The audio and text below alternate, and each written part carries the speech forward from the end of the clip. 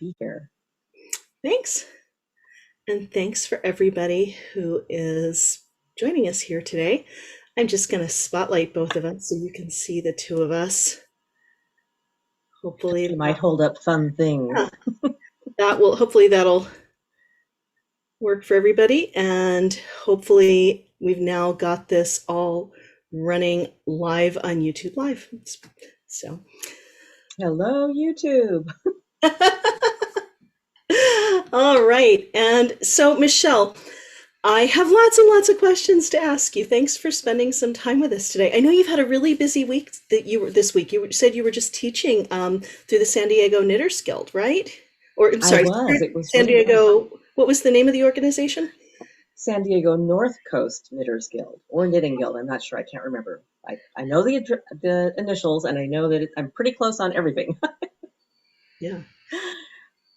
But Well, we were going to do it in person when they contacted me last year, and then it just didn't happen because the venue that they use isn't open yet. So we did one lecture about blocking, blocking is magic. And then we had two classes the next day. If it was in person, we would have had four classes, but we do what we can. sure, And it sure. was really fun. They were great. That's awesome. Well, and with the advent of Zoom, one of the advantages that we've found is that so many of us can teach in a completely different location with, without having to deal with travel. And, you could teach in Montreal in the morning and San Diego in the afternoon. Right. And you never forget your stuff because it's all right here. I just go up and pick something up off the dresser. I never forget my materials, which is good. Yeah. How has it been for you making that transition to teaching on Zoom? I wasn't sure how it was going to go. Last year, we were supposed to have Vogue Knitting Live in March, and it became clear in February that that was not going to happen. And so by April, they were ready with registration. I couldn't believe it. They said, "Do you want to teach?" I said, "Well, I'll try. That sounds kind of fun." And May was really fun. So as long as you have a camera to show your hands, which we do, it's really nice for everybody being able to see my hands at the same time. I really enjoyed that. I have to scoot this little thing over. It says this meeting is being recorded. I just have to get it out of my way so I don't have to see it in front of your face. That's not a good place for it. But anyway, I really like teaching on Zoom, and it's been really interesting having people from all over. I think the furthest for me has been a knitter from Australia or a knitter from Scotland, one way or the other. And I know you've been teaching on Zoom too. I have, yeah, and I've been lucky enough. There was a time back in the fall, I think it was Rhinebeck. I had a friend from Australia. She acted as my Zoom co-host for one of my classes, and we haven't been able to do anything, knitting together in a number of years. So that was awfully nice. So you are pretty well known, Michelle, for teaching brioche knitting. How did you first get interested in brioche? Brioche had been on my bucket list for several years, and I wanted to take a class, wanted to take the class. It didn't fit into the schedule, so I finally took a class, and it was at a retreat, and I was all excited about it. It was 3 hours, and it covered so much. It covered two-color brioche, flat, different selvages that you could use, and increases and decreases. And it was really fun. And I understood it at the time. And then I went to my next class, which was double knitting, which was another method of knitting where you're working stitches in the same row with different colors. And then I went home and put all my stuff away. And a couple months later, I pulled it out and looked at it and went, I have no idea what's going on here. So I knew I needed to start over. And I did. I poked around on the internet for a while. And I decided the easiest thing to do would be to learn two color brioche in the round. And so I did. And that started everything. So the next thing I did was learn increases and decreases. Well, actually, before that, I thought, I don't really like the term slip one yarn over, at least for me as a beginner, because it's not what my head is saying my hands are doing. And so I had to break it out. It's either yarn over and slip or slip and yarn over, depending if it was knit or purl. And that helped me a lot. So then I wrote a little pattern, which is free on my website, PDXKnitterati.com. It's Petite Brioche, and there are lots of videos that go with it. And all you need to know is that what I've taken apart, when you go on to more complicated brioche or more standard terms, it's going to be called a slip one yarn over, but I called it something else just to make it easy. And then I learned increases and decreases. And then I learned syncopation. And now I can't stop. I like all kinds of knitting, but this one is really just grabbed me and said, you want to think about me all the time. And you've designed quite a bit in brioche too, have you not? I have, with increases and decreases. And sometimes I design because I want something and I want it to be pretty, like syncopation behind me. And that's just putting together a whole bunch of different techniques in brioche. And sometimes I'll design things because I want it as a teaching piece. And so this is, let me start with the hat because that's where I started. I had another hat that I was using for teaching brioche, and I realized that for teaching increases and decreases in brioche, and I realized you never got to use the one that leans the other way, the decrease that leans the other way, until you're almost done with class and you don't get to practice. So I designed this hat, and it's called Deep End because you learn all the increases and decreases on the first patterning round, which is very fun. And someone wrote to me and said, I don't wear hats. Do you think you'd ever design that as a cowl? I said, oh, sure, let's do that. And that was pretty easy to do. I love worsted weight yarn for teaching anything really, brioche and everything else, because your student can see it. It's very tactile. You can figure out what's going on. You're welcome to knit with fingering weight or lace weight if you want, but I would definitely recommend learning with a heavier yarn first and then go with it.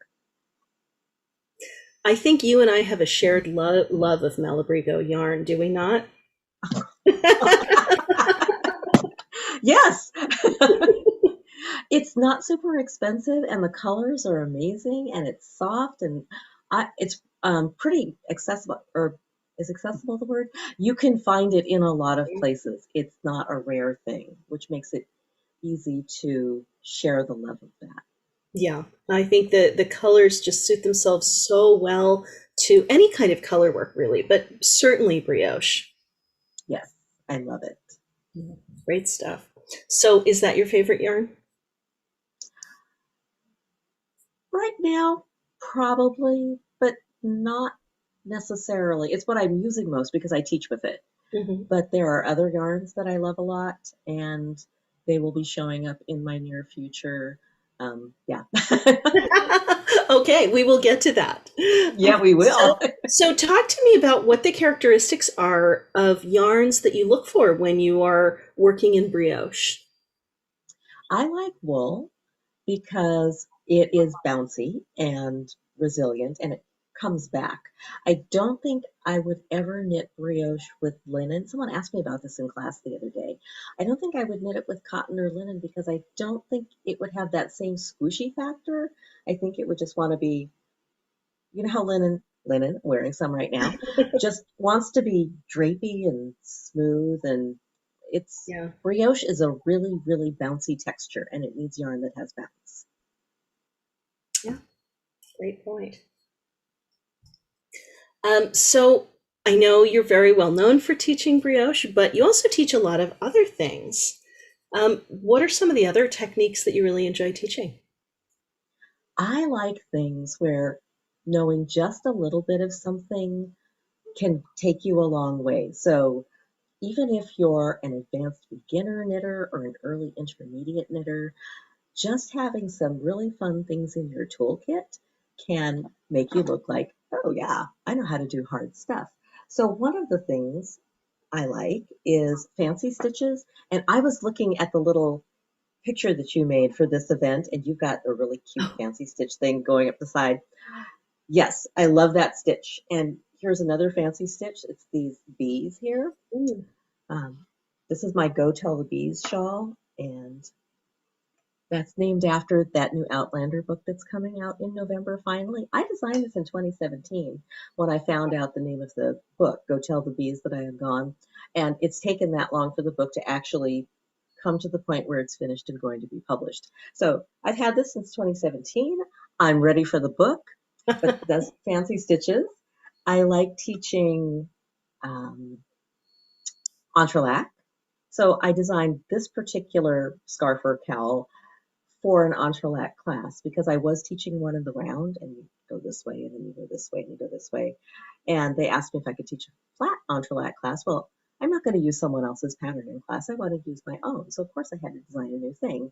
So I did it with Noro, and then I did it with this gradient. I've never done entrelac in a gradient, but I love the way it just looks like a watercolor. Yeah, that's a And fantastic yarn for that pattern. this is from Huckleberry Knits. She's out of Bellingham, Washington. And this is apparently one of my favorite colorways, especially from her. It's called Practical Tactical Brilliance, which I guess is a Hamilton reference, but I didn't know that at the time. So that's the name of it. And I've used this colorway in other projects. I think I've used it 4 times now because I love it so much I can't get enough of it. Wow. You said that's Huckleberry yarns? Huckleberry Knits. Huckleberry knits. Okay, great. I'll get that in the chat for everybody. Okay. And what else? I like geometric things. So this is my most recent pattern that's out. I'm looking for right side, wrong side. This is my, oh God, what did I call it? I don't remember the name. Cherry Blossom Wrap, I think, because the name of this pink color from Hazel Knits, which is another favorite dyer, is called Cherry Blossom. So it has the square in the center, a little bit of lace work in the center, knit in the round, and then you start knitting flat. So it's got a log cabin frame around that center square, and then just start putting log cabin logs until you go there, and then you work in the other direction. So it's very modular. And I made this, I wanted to see how far the yarn would go. So it's really, really wide. It's 94 inches wide from end to end, which is really too much for me. I'm not quite that tall, but I just wanted to see how far it would go, figuring I would take the ends off and refinish them. But I love it so much I can't bring myself to take it apart. Mm. And this is just such a relaxing knit. If you need something where you don't have to think, you garter stitch all the way after that center is done. And I put lace patterns into this, but you don't have to. You can knit it all just plain. Let's see, more fancy stitches. So this is Nymphea, and I knit it with a gradient. This is Hmm. an asymmetric shawl, and it's got this repeating lace pattern, really simple, just over and over again. It's got beads. I don't know if you can see the beads. Oh, yeah, they're there. So there are a lot of beads, and it's got this. Let's go to the my more favorite colors up here. It's got this lace pattern, which is one of the fancy stitches I teach in my fancy stitch workshop, and then this really pretty lacy edge. I like how you've incorporated the opposing color beads into the edge. Yes, close. My green beads. So I had a whole bunch of beads, and you have to decide which ones go where. So I've got green beads, I've got gray beads. What's at the other end? I think there are brown beads. That was really fun to play with. Fantastic. You said, now, are these shops, Hazel Knits and Huckleberry Knits, are they local to you? Not completely local. Hazel Knits, she is in Washington, I think in the Seattle area, and so not local, but Northwest definitely. And they carry her at what used to be the shop that I taught at mostly, which was Twisted, but they've gone online only. So teaching online there too now. Um, but they had a good supply of it, and I love the palette that Hazel Knits has and the consistency of the colors in the dyeing. So if I have to have a couple of skeins of the same color, I know that they're not going to be significantly different from each other. And that just makes it easier for me as a designer. I mean, usually I only have one skein of one color, one skein of another, because as I tell people, I have a 2 skein attention span. But This one I had to have a little bit more yarn, and so I want my colors to be the colors that I'm expecting, and I really love that about them. Huckleberry Knits out of Bellingham, she comes down every year for the Rose City Yarn Crawl, Mhm. and so that's how I got to know her and her yarns. Fantastic. I admit I'm always a little bit jealous of the knitting scene up in the Pacific Northwest because I feel like I'm in the San Francisco Bay Area, and we have yarn shops and we have local designers and we have a lot of I'm sorry, local dyers and designers and things like that. But it seems like the Pacific Northwest has a really, really vibrant knitting scene. Has that been your experience? It has been, and things have gone up and down as the years have passed. I remember the first year we did the Rose City Yarn Crawl, there were 20, 21 shops on that. That was a lot. Hard to get to all of them. And I think most recently there were 9, 12, something. And this last year online, that makes everything different too. I really miss being able to knit at the yarn shop and to teach at the yarn shop. The yarn shop is kind of like the heart and soul. And the dyers, we have a lot of yarn shops that carry all the local dyers, or, special here, special there. And that's wonderful too. I love having all those dyers here. Yeah, I can see it being really special to have place that's got those local dyers and really features them. Do you have a favorite local yarn shop? I think at this point, if I'm not shopping online, because, if I'm shopping online, I know the stuff at Twisted, and that's really easy for me to go ahead and order up. But in person, I think it has to be for Yarn's Sake out in Beaverton. This is Ann Lindquist. She has been so supportive. I teach there in person, and then I've been teaching there on Zoom also. And she's just got a fantastic inventory. Since I've known the shop, she's moved it twice, and it's gotten bigger every time. Most recently, last summer during the pandemic. I don't know if she made the arrangements before the pandemic to get a bigger shop, but she's got a huge shop now, and I love being able to go in there and see the yarn, touch the yarn, sniff the yarn. I know you're not supposed to put it in your face right now because of COVID, but I do have a mask on when I'm doing it. But I love being in there. That's great. That's We great. do have a lot of other shops too, and I'll stop in at Close Knit. She's close to me. I go up there a lot of times for needles because I need a needle and I can just walk up there and that'd be great instead of getting in the car and driving to the suburbs. Wow, that's must be really close to you then. Yes, Close Knit and what used to be Twisted, but now no Twisted, gotta go to Close Knit. Yeah, well, fantastic. So I know you've told me that you have a big exciting project coming up. Would I you like to do have a big share exciting project. I just signed a book contract and I am so excited. I can't tell you what it's about yet, but it's about knitting. And I can't tell you what's in it yet, although if you know me, you know that I'm all about the accessories. I don't design sweaters because people don't know me for sweaters, and that's kind of that self-fulfilling circle. I designed this top a couple of years ago, Kitty Wake, and people don't expect me to design sweaters, so they're not coming to me for sweaters, and it didn't sell a ton. Accessories. The other thing I love about accessories, gauge not critical. that? They don't have to fit in a particular way, and you can drape them on yourself any way you need to. Thank you very much. Whereas sweaters, they have to fit in a particular way, and then there's the grading, and that means a lot of math that I might not be prepared to do. Yeah, yeah, grading is a big issue. I find even with socks. I mean, I don't publish them in just one size, so Right. grading comes up. It really does. And you could pay someone to grade for you, but then that is, here's the nuts and bolts of designing. If I'm not going to sell a lot of patterns and I'm doing all the other stuff myself, I do the layout, I do the photography, I have a tech editor, of course, and test knitters, of course. But if I also had to pay for grading, would it be viable for me to actually publish that pattern? And so that's something that's real life for us to think about. Yeah. No, it absolutely is, and I think that's something that a lot of folks don't really see. There are many, many, many designers out there who've published patterns that they only sell a few copies, and you don't really know what's going to happen with that until you've put the work in. It's all upfront time and cost.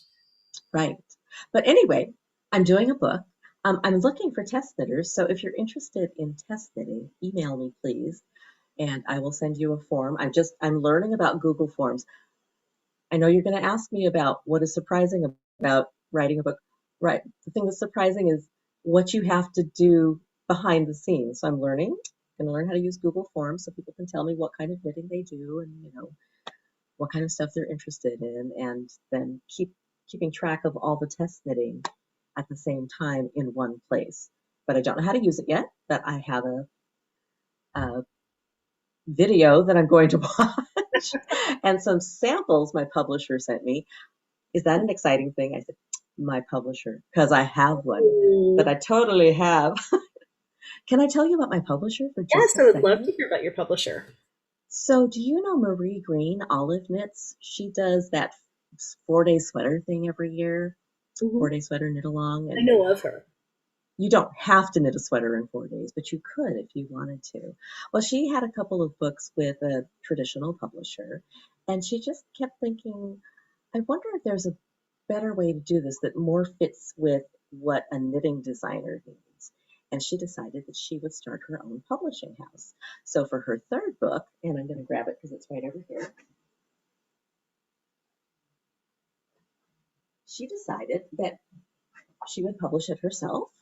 And this is it. It's called Knit a Little, and it's beautiful. The photography is beautiful. It was shot in the pandemic, so it doesn't have the cute little kids that were going to be in this book, but that's what it is. And she asked me if I thought I had a book in me, which was very exciting. And I'm going to be her second book. So Wow, here we are, learning new things together. that's very exciting. And it is amazing, isn't it, when I suppose I can't speak for anyone else, but I make assumptions that we get into designing and all the other things that it takes to be making any kind of a living in the knitting world because we love the knitting. And then Yes, you have to learn or at least hone a lot of other skills in order to do this, right? yes, absolutely. You have to be part engineer. Um, at least for me, in order to keep myself organized, I'm becoming a wizard with Excel spreadsheets, which, for me isn't really part of knitting. You think, oh, she's a designer or a teacher and all she does is knit all day. No, I don't have enough time to knit right now because I'm just trying to get myself organized. But it will all be fine. I think it's just that initial trying to figure out how it works and how I have to think. Yeah. Well, as in any new adventure, right? Yes, this is my first book. Does that mean there's another one? I don't know. Let's see if we survive the first one. So how long does it take to write a book? Well, I don't know really for sure, but it is going to take, my deadline is, let me think, when did I actually find out about this? About 3 months. That's how fast we're going to do this. I mean, Wow. you could take longer if you were writing a book and then went to find a publisher. But I kind of like this idea. Someone asked me a long time ago if I wanted to do a book. And I thought, no, because you'd have to have at least 12 patterns, and it usually takes me a month to do a pattern. And that means I would disappear for a year. And then when you come back, people are saying, who are you? Because I remember disappearing one summer because I had these shawl ideas and I just wanted to pump them all out. And so I wasn't very visible on social media and I wasn't interacting a whole lot. And then I came back and it was like, hello, hello, hello, hello. Hmm. But 3 months, I think I could do that and also manage to post things that aren't necessarily giving you pictures of what I'm doing, but pictures of other things I'm doing. Because I just want people to know I'm still here, even though my head is way down there buried. So 12 patterns in 3 months sounds like a tremendous turnover in Well, it does, except the book is going to have more than 12 patterns.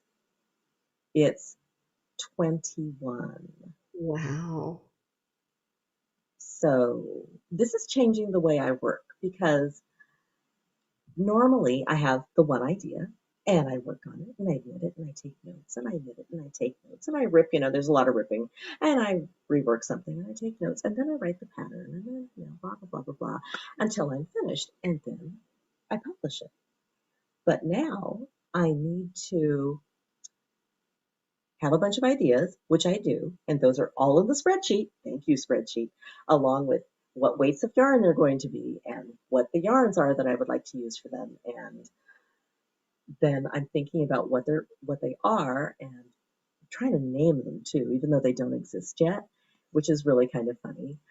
And so I know what all the projects are, assuming they all work and going to make them work. And then to start them and take enough notes and know that it's going to work and set it aside and take the next idea and do the same and set it aside. And then they'll be going out to test knitters and to the tech editor. And then at some point I will be able to finish mine, but I need to get all of those ideas together first, because if I wait until the very end, if I do it one at a time, there won't be enough time to test knit the last ones. And that's not fair to the test knitter or to me or to the book buyer. So it has to be done in a more streamlined kind of hopscotchy fashion. Mhm. And I think I can. I'm finding out, right? I'm learning new things. Yeah, lots of new things. Well, it's good to push ourselves. Yes, but I'm really excited. Super, super excited. You mentioned thinking about what different yarns you wanted to use. Yes. Can you tell me about your yarn choices? Okay. Because the timeline was so short, I wanted to work with companies that I use their yarn a lot. And so even though there are a lot more dyers that I would love to ask to do this with me, I needed a whole bunch of stuff in a very short amount of time. And so that's how I make my choices. So one of them is Malabrigo. Did you guess that? I could hope. And and I'll talk about the other half of that in 1 second. Um, and one is Hazelnuts because I love that palette and I know her stuff. And one is Knit Picks because I know their stuff and I do a lot of design for them too. So I'm very familiar with the yarn and I know what to expect when it gets here. And they've all been very generous. They're providing this as yarn support, which means that I don't have to buy it out of my advance because there goes all the money. Um, so that's really cool. If you've heard the term yarn support before, and I know you have because I know you design, it's when a company provides yarn to you and you use it, you design with it, and then it helps sell their yarn and it helps sell your pattern. There's a mutually beneficial relationship. And so that's what this is. And I'm so grateful to them to be able to do this way. No, that's fantastic. And yeah, it's great that you've got these companies that you've got a relationship with and that you know their products so well. That I hope that makes the process a little bit easier for you. It does. It really does. If I didn't know it, and my publisher mentioned another company, and I looked at their website, but I couldn't tell what the yarn felt like, and I hadn't designed with it or ever knit with it before, and I didn't want to ask for it to come and then not be able to use it because that's wrong. If you get yarn support, you have to use it. That's the whole point. And the other option would be to go find a shop that had it and buy some, which is fine. I don't mind buying yarn either. But I didn't know of a shop out of my usual shops that carried that particular brand. And so then I'd have to mail order it. And because that deadline feels like it's just around the corner, I needed to use something that I knew. Sure, sure. So you mentioned thinking about names for your patterns. do you have anything in particular that that you go to when you're trying to think of names for patterns? Do you have a I usual process? I don't. I wish that all of the patterns had a cohesive naming set, like about Northwest nature or something, just something. But they don't. A lot of times there's a song stuck in my head, and so a snippet of a song might be part of the name. But you can't use too much of it because, you can't use somebody else's song. So it's just kind of just whatever pops into my head. And sometimes it's really easy. It's like this is deep end because I was throwing the knitter into the deep end, teaching them everything all at once. Um, Looking at other things, a lot of times there's just a nature reference, there's a leafy reference, or that Go Tell the Bees, that was a book and that got stuck in my head. Things just get stuck in my head. This cherry blossom wrap, I could not name this for the longest time. And I kept, emailing friends or texting friends, and it's like, log cabin garden path, log cabin garden. Um, just couldn't make it happen. And finally, it was cherry blossom wrap. Okay, that's it. And I think you might have seen it on Instagram too. Still don't know what this is called. Still don't know what this is called. And there were a lot of good suggestions. You mentioned nature and being outdoors in the Pacific Northwest, and that's something you tend to feature a lot on your Instagram and on your blog. You seem to really enjoy the outdoors. I do. I think nature and science are so cool, and things things that are nature or science related make my heart go pitty pat. Mount Hood makes my heart go pitty pat. Snow covered volcanoes, the night sky makes my heart go pitty pat. Leaves, trees, waterfalls. I love waterfalls. I just don't like being hot, so you won't find me out in the very hottest part of the summer. Did I show you? I didn't show you. I My was going to bring this up because you mentioned the night aha! sky, and that's one of my favorite pieces of yours. Thank you very much. I love this piece. So this is half the knit sky, and it's based on a time lapse photo of the night sky. And I think the yarn color from Knit Circus is actually called the Knit Sky, the gradient one, Hmm. and the white, I don't remember what it's called. It's got things in it, and I don't remember the name of it because the part of this that is important to me is the sky. And if I were a more complete knitter that didn't have a two skein attention span, this would be a full pie shawl, a full circle. But you know how when people make pie shawls, a lot of times they'll fold them over so that they can wear them because it's hard to wear a circle. Well, I don't want to do all that knitting if you're not going to see that half. And two skeins here, again, the two skein attention span. So this was just right for me. Here's the star stitch here, which I figured out how to do. It was based on another stitch that I saw somewhere, but I didn't want it to be flowers. I needed it to be stars. So this is another stitch that I teach in my elongated stitches class, my fancy stitches class. And you don't do them very often because they're kind of a pain, but they're worth it. And it only happens one, two, three times in three rows, sections of rows. I think they take two rows to make them. Um, So it's a little bit of work and a big bang for your buck. And most of the other knitting is stockinette or this little slip stitch pattern here, which is pretty mindless as long as you can count to whatever the magic number is for that row.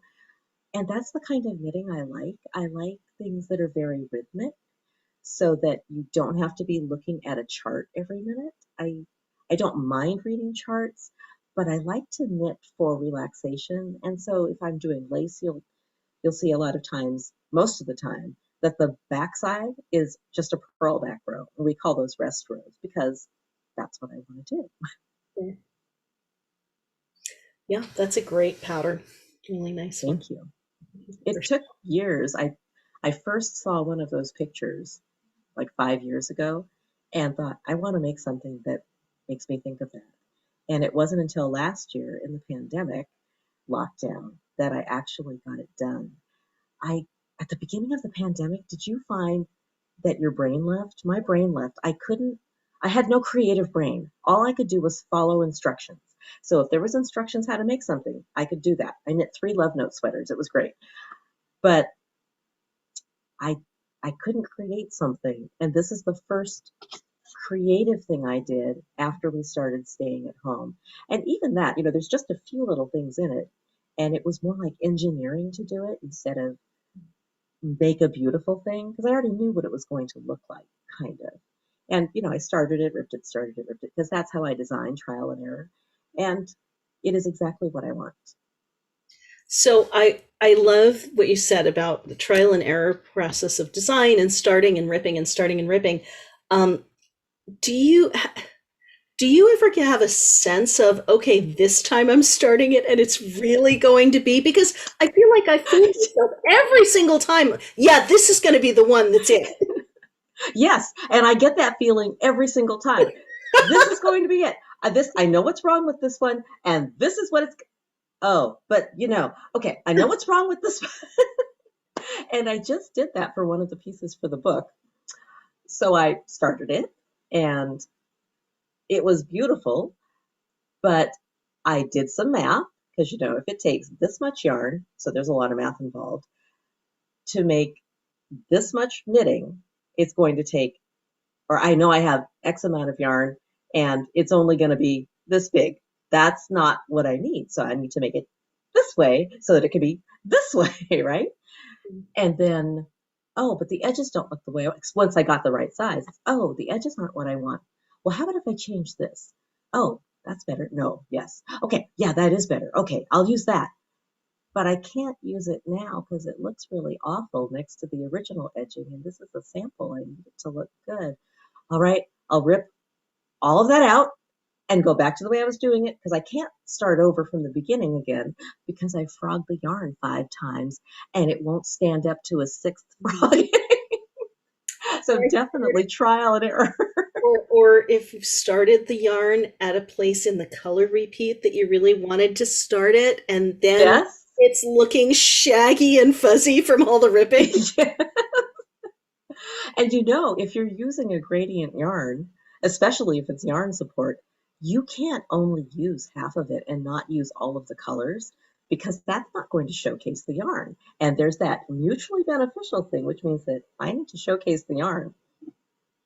That sounds like it involves a lot of when you're designing specifically for a gradient like that. And you use that, it seems like in the finished shawl, you've pretty much used that whole gradient really beautifully. I use the entire one because this particular put up is a little bit shorter. It's not 400 yards fingering, it's more like 360. And so I needed to use every bit. But here's a funny story. And like I said, everything's right here. So I can just pull this out of the drawer. I admire how neatly you have everything there. I have a lot right in arm's reach, but it's not as nicely put away as you have it. No, that's just a drawer where I throw things. All of those drawers are for throwing things. They're not neatly folded or anything. So here's the version I did with Huckleberry Knits, Practical Tactical Brilliance for the yarn crawl this year. Hmm. And when I did it, and there's a lot more yardage here. I think it's like 460, 450, something. So I have just a lot more going on. But I wasn't sure I liked that acid green at the end of the ball, so I didn't use it. I finished about here. And then that was for a knit along last year. And then Anne Lindquist from For Yarn's Sake asked me if I would do one in Scarlett's yarn because she wanted to feature yarn and dyer together for the Rose City yarn crawl, which is very nice. And I thought, you know what? That means I have to go back, take the edging off, use the rest of the yarn, and make sure the whole gradient is there. So I did. And it it is more than I expected. I love it. I don't know why I didn't want that green last year, but it's perfect. It looks like the Aurora Borealis, this whole thing going on with the purples and the greens. Love it. Great colorway for that shawl. Thank you. I think so too. So we And had we also did it in pinks because Anne loves pink. So there was a pink version. so there were a couple of questions that came up in the chat that I'm going to ask Okay. half of our attendees. Someone wanted to know the name of your top, your sweater that you're wearing. It's called Kittiwake, which is a kind of bird, is a kind of seabird. I'm going to type the name in the chat because it's not a word that you see all the time. Like everyone, at least I'm pretty sure that's what I named it. It's on my Ravelry page. So it's not Kittywake, it's something like that, but I'm pretty sure it is. Great. So we had some questions about test knitters. First of Okay. all, you said that they could contact you. How would you like them to contact Yes. you? I'm going to put my email address here. Just send me an email, and then I'm going to send out, I know it seems impersonal, but it's not, a Google form where it asks you for your name and your contact info and what your skill level is, and if you've ever dealt with this kind of knitting before, and if you've tested it before. And you don't have to be a pro at the kind of thing that we're going to be doing, but I just need to know kind of levels to make sure that I get everything covered. Yeah, and someone specifically asked whether newer knitters, someone actually newer to knitting, could be accepted as a test knitter. And it depends on how adventurous you are. I want to make sure I'm spelling that right. Okay, there we go. That's me. Okay. Thanks. Let's see. There was another question in here I wanted to find, but I need to find it again. Scroll. I know. Scroll, scroll, scroll. And I'm letting you do that because the letters are so tiny. I have to put my nose in the screen to read it. So someone commented on, the fact that you were doing 21 patterns in 3 months for this book, and they asked if that includes the test knitting time frame. It has to include the test knitting in the time frame. By the time my manuscript is due, it needs to have at least 2 test knitters for each project, which is why I'm doing that leapfrog hopscotch thing and just trying to make sure that these ideas can go and then go out, and then I can finish my knitting. So I might not know the absolute finished dimensions of things, but I know that they will work, and that's what I need to know. Yeah. Has there been anything that was really unexpected for you that you encountered in the whole learning how to write a book process? I think it's A, learning to have a different workflow, that leapfrog thing, and B, the things that you don't think about when you're writing anything else, like when I write a blog post or whatever, because suddenly I need to manage 21 projects at the same time and Excel spreadsheets, and I'm going to learn how to use Google Forms later today. So it's all the stuff that you're doing when you're not knitting, and it's taking away from the knitting time, but it has to be done up front so that I can get organized, and then I'll feel a lot better. The Malabrigo yarn came the other day. It arrived actually while I was teaching for San Diego Knitting Guild, and I happened to look at my iPad because I wanted to make a coupon code to give to this class that I was teaching, and there was a message that said from DHL, your package has been delivered. Well, I didn't want to leave that on the porch for hours because, porch pirates. So I said, excuse me one moment. I have to go downstairs because there's something on my porch. And of course they wanted to see it, so we had to open it. It was like an unboxing, which was really fun. I would watch a Malabrigo unboxing video. Yes. And I did put a picture of that yarn on my Instagram yesterday, I think, with some beautiful peonies from the yard. And if you want to know, what colors I'll be using, they're right there. Did you? Oh, one more thing. The idea of, we'd like you to send us a mood board that shows us what your style is. It's like, I have a style? And I guess you do, but I hadn't really thought about it, and your colors and that kind of thing. It's like, oh, well, now that I look at my stuff, yeah, it's pretty clear. No really crazy variegateds. So that mood using a mood board, that was new to you this time? Yes, I'm used to having mood boards sent to me when a company is trying to say, this is what we want for our next book, and so make it fit this. But it's never been me saying, this is what I want for my book. And that is so nice that this is my dream, my thing, where Marie said, what do you want it to be? What inspires you? What are you passionate about? Not, oh, we want this kind of book, and so we'll tell you what kind of book you need to write, and et cetera, et cetera. It's just a complete 180 of way of thinking. And I really think that's important and special and just like an honor. That does sound like a really special experience and maybe not the typical one for people who are working maybe with more traditional publishers. Right. Well, I can't So wait. can I ask? Oh, thank Oh, you. I just said I can't wait to see when this comes out. I can't wait to see all the, I'm excited about the projects, but also to really get that glimpse into what you love and what motivates you. And it'll be out this fall, and I'll keep you posted on when that comes out. But now I want to ask you a question. What are Sure. you working on? What's happening with you? Because I am so impressed with you.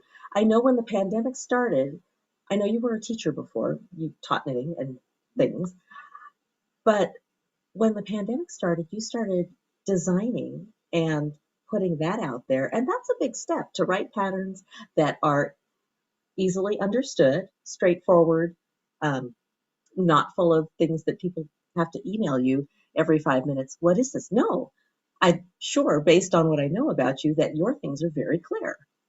And I'm just impressed by you turning that around and doing that.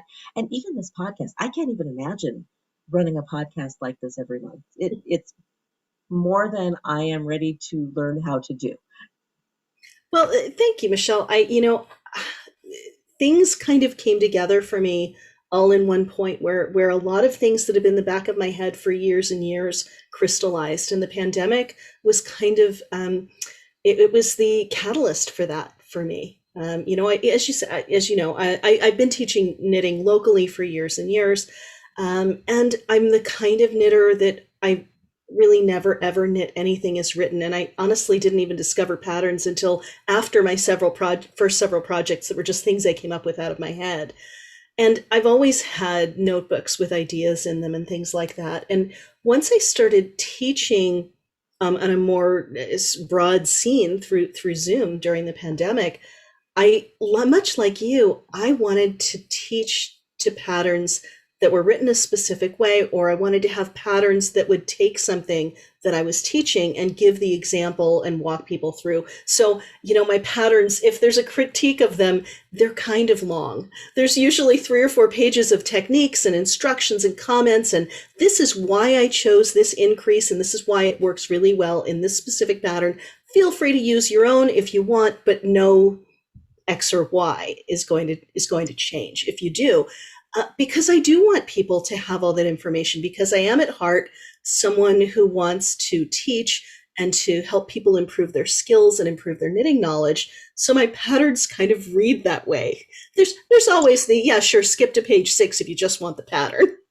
Yes, and I was just having a conversation last night at Zoom Knit Night, and we were talking about the difference in patterns 20 years ago and patterns now, and how they used to be really terse because they were going to be in a magazine or something, and there's just not enough room to print all that, and now patterns are really long. And one of the people was kind of complaining, and I said, you can skip over all that part if you want to, but it's really helpful to have that stuff for a newer knitter, and I would rather give too much information that people can skip through, because you don't have to print the whole thing, it's a PDF, right? And not get a bazillion email inquiries. Which cast on should I use? How do you do that? What do I do? So I'll put tutorials in my pattern a lot, video tutorials, because that moving picture is worth a million words. Yeah, yeah, your video tutorials are excellent. Thank you. And so as to answer your question more fully, well, before I do that, I'm curious, where's your local knit night? Where do you, I mean, your Zoom knit night? Is that through one of your local yarn shops? No, it's just a bunch of friends, and I actually had not gone to this one before, but a friend of mine, Kathy Woodcock, she used to work for Lantern Moon. Lantern Moon was owned by Sharon and Joel Woodcock, and Kathy used to work with them. And so we had a knit night going 10, 12 years ago in person, and that has grown and shrank and grown and shrank. And I used to host knit night at my place all the time when my husband was on the road, because he used to have a job where he traveled 2 weeks out of the month. And so I would have all my fun when he was not here, people over all the time, because he's not really super social butterfly. He's out there doing his work, and when he comes home, he kind of wants to be in his little castle cave. He changed jobs about 2.5 years ago. He's home now. He works from, he used to drive to an office and drive back. And then this last year, he's just always here because he's working out of the house. We have offices right next to each other, which are ex-kid bedrooms. I don't have knit night here anymore because I feel like it's an imposition for him. Or, I might have one every once in a while, but I wasn't. I was hosting it every month at my house because it's a party house, right? Not anymore. But anyway, this is kind of an offshoot of that. Well, great. And I do love and appreciate that we've been able to have so many of these things on Zoom in a time when we couldn't be in person. So I want to know what you're working on. What do you have? What do I have? I have a couple patterns coming out in the next couple of months. One of them just dropped today, and that is these socks. These are the Proud to Be socks. So they are in honor of Pride Month. I've got them in Knitterly Things Vesper sock yarn. Rainbow Love is the colorway, which I just thought was perfect. And I'm doing a donation for every sale of these for the month of June. So I'm excited. I'm donating to the Trevor Project and the Human Rights Campaign. So very nice. Can I ask you a question about it before you put it down? Please, go ahead. So I'm guessing it's a self-striping yarn because of the colorway name. Yep. But you've got a green heel. Is that a separate yarn? That is the little minis. So I use. Okay, good. Yeah, so you can order the yarn with the mini in, and this is the chartreuse color from the colorway there. And you can do any color minis, but I wanted to do the same mini in that. And the reason there are practical things, and you probably know this, right? When we're designing, there are the practical things, and then there are the creative things, and when we're lucky, they get married, right? Because I wanted to make these for my husband, because I don't really like orange, and this is a little bit of an orangey color. So and he loves crazy socks. So, and he's got lots of crazy socks from me. So I wanted to do it from him, and he likes tall socks up the leg. And I would not have had enough yarn to do that way. Exactly. I made the decision that I was going to do a contrast heel and I do them toe up. And for him in these sample socks, I used every bit. I don't have it here. I have probably about 1.5 feet of yarn left, half a yard. You did well. That is great. Don't you just love playing yarn chicken? Well, that's the beauty of doing toe up, right? I had divided the ball and wound it, and honestly, I got to the end and I hadn't done it perfectly, and I had a little more on one than the other. But so then I snipped it off one and added it to the other so I could get my bind off, because I wanted my bind offs to be matching colors. Exactly. Yes. So, otherwise, that would just bug you.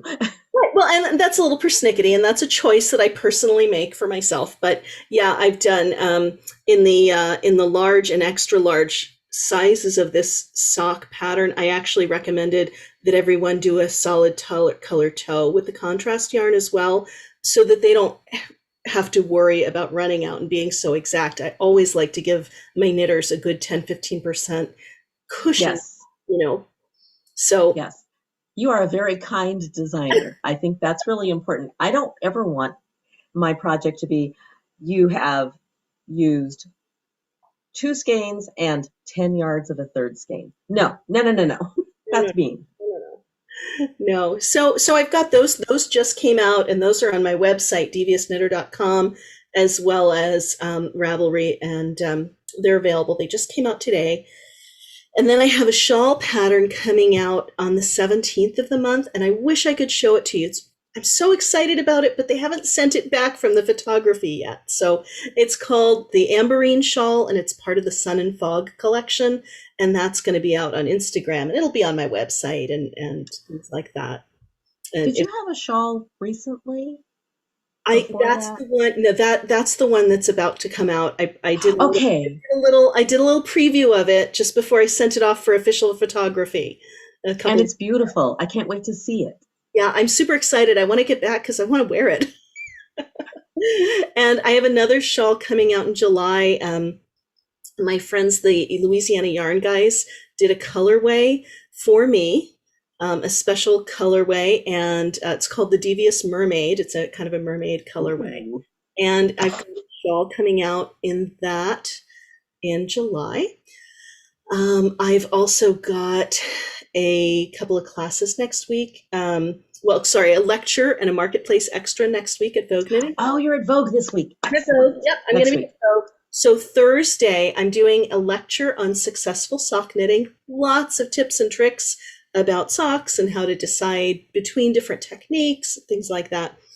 And I'm also doing a little marketplace extra on 4 different bind-offs. Just try something new. And those are both on Thursday. And Wednesday, I'm actually teaching a whole class all about different cast-ons and bind-offs. And that gets into a little bit deeper into some of the more advanced techniques in cast-ons and bind-offs.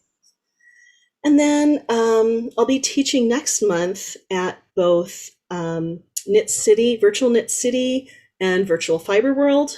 And I'm going to do another class just through my website. I occasionally just host classes on my website. I'm going to be doing new directions in log cabin knitting. Oh, nice. I love log cabin knitting, as you know. Yeah, I love it too. And I just, we're going to take it kind of in some new shapes and take in some new color work and things like that. Take it some fun directions. And everyone That sounds really great. You can always find all of my updated things on my website, which is deviousknitter.com, or sign up for my email. I try to give people a heads up about twice a month what I have coming up. And next month, we'll be doing Wouldn't It Be Fun again on the first Friday, July 2nd. And my guest is Josh Bennett. Oh, he's so nice. Yeah, he's a lot of fun. I have gotten to know him a little bit through teaching at Vogue Knitting Live, and I was on Swatch What Happens Live last month with him, and he interviewed me, and I said, hey, let's turn the tables and come on and interview you. And he said, yeah, so I'm excited about that. Well, I'm going to tune in to see what he has to say. Excellent. Thank you. I met him through Swatch What Happens a couple of months ago, whenever I don't remember. Time means nothing in pandemic time. It's just a while ago I met him. Yeah, absolutely. Well, Michele, thank you so much for being here with us tonight. I know that we've gone on a little bit long with our conversation, but you've been really patient. I've really enjoyed the conversation. Typically, after we have our interview, I open it up and invite everybody who's here to talk and chat and knit, but you're not obligated to stay. I know you might have something that you need to get back to. If you'd like to stay, we'd love you to, but if you need to sign off, that's fine. And everybody else, feel free to unmute and join in, and we can have some conversation and some knitting time. Thank you so much for having me. This has been really, really fun. And it's nice to have a chance to talk with you and see what makes you tick too. I love what you're doing.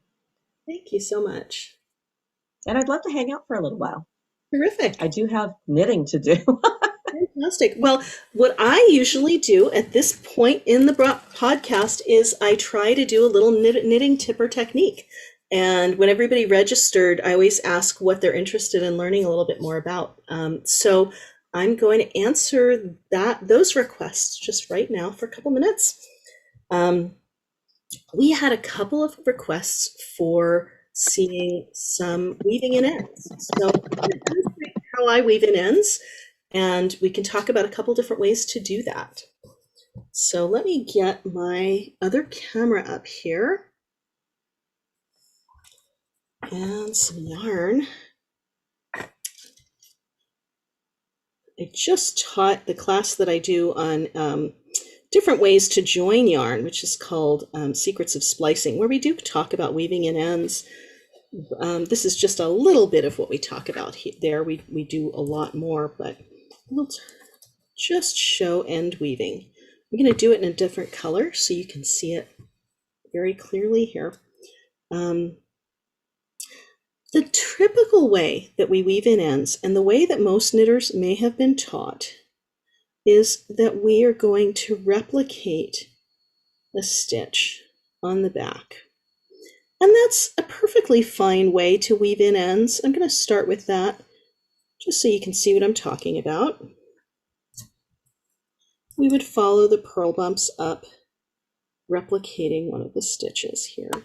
And we would go in one direction. Usually we would go in the direction that the yarn would continue in if the yarn were continuing across the work.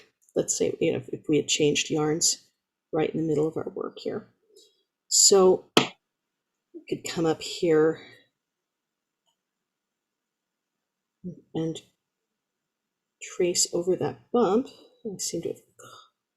Sorry guys, I'm gonna take my needle out because I've grabbed the wrong side of the yarn and it was caught under my ball of yarn. Let's try that again.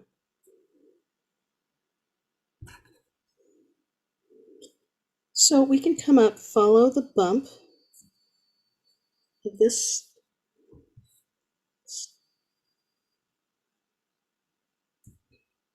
stitch here, back down, follow the bump of the stitch below,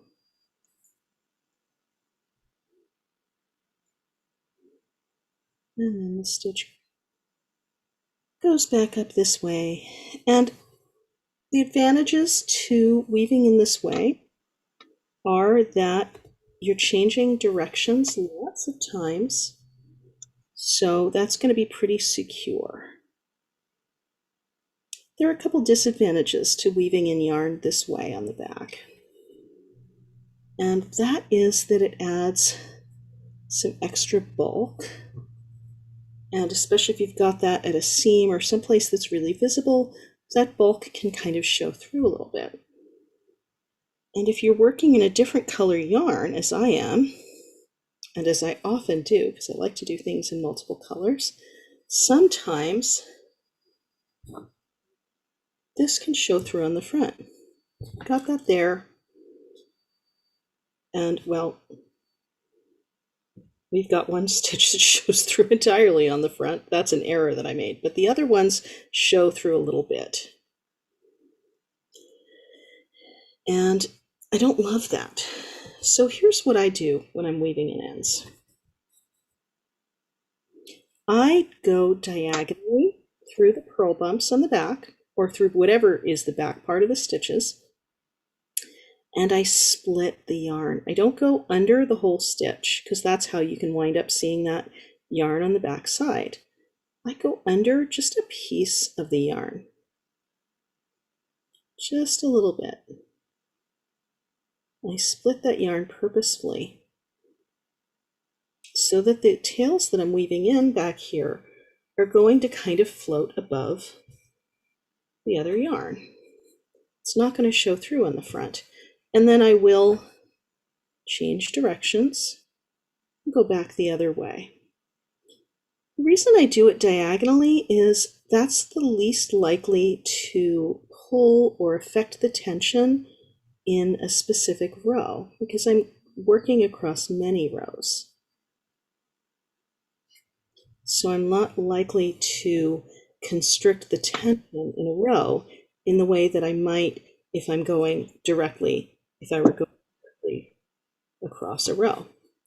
So I've done that, and if I had a slippery yarn, I would probably change directions at least once more, and go back up.